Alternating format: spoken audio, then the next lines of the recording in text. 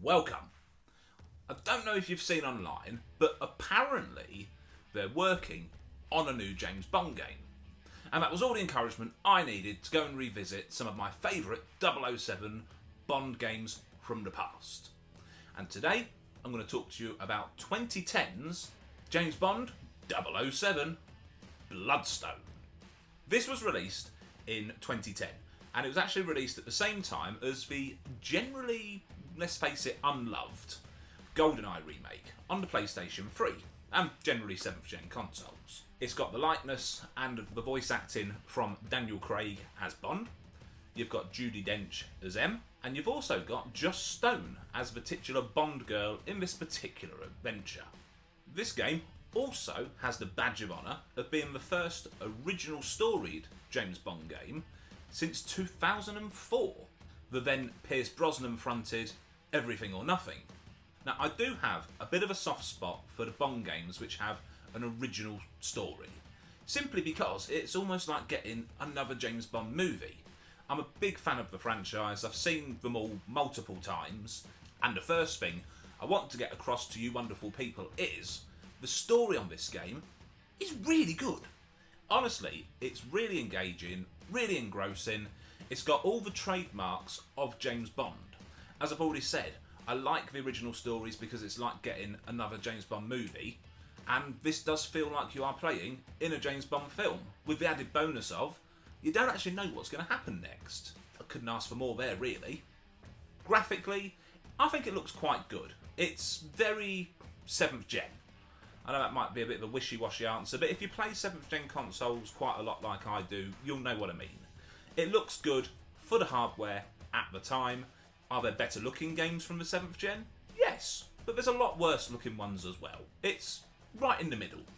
Gameplay wise, it's a third person cover shooter.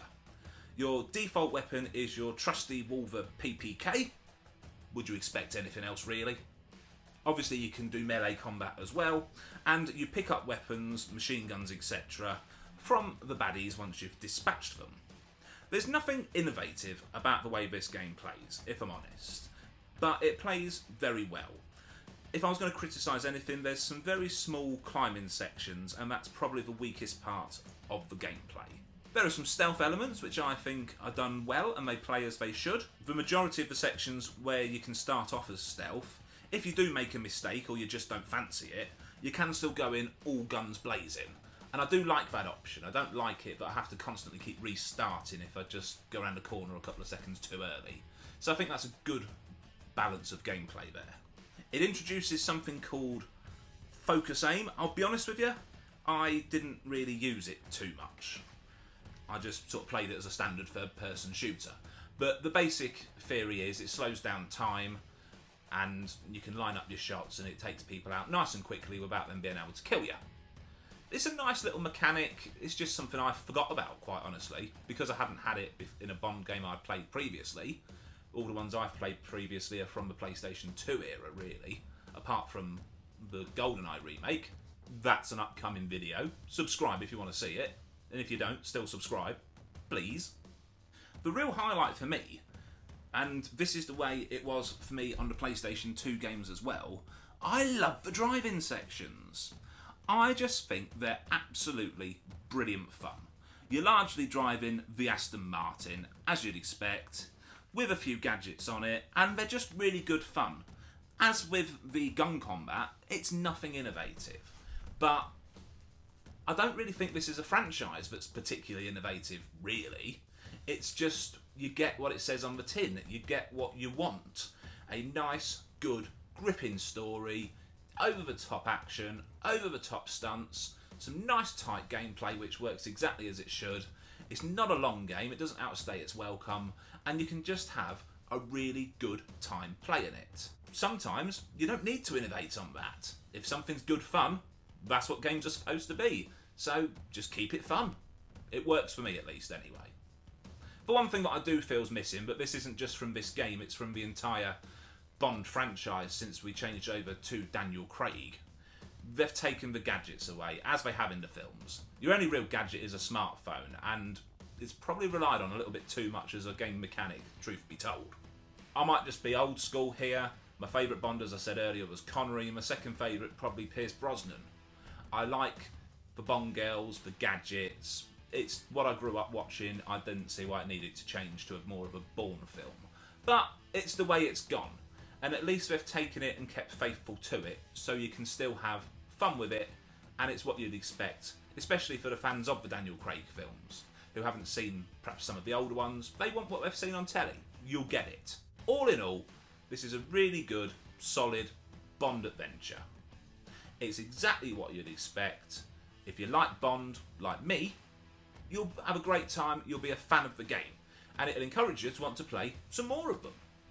If it's not really a franchise that you're that interested in, the game could be a little bit lost on you, because if you change it from being James Bond to just the generic third-person shooter, so the rose-coloured glasses come off and you lose that 007 magic, yes, it probably is just a little bit generic, and it'd be lost in the 7th Gen's pool of other third-person shooters.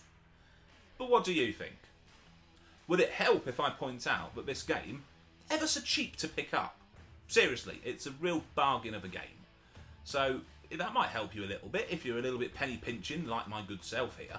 It could be one of Bond's better adventures. It's definitely, I feel, one of his most overlooked ones, which is a shame, because it shouldn't be.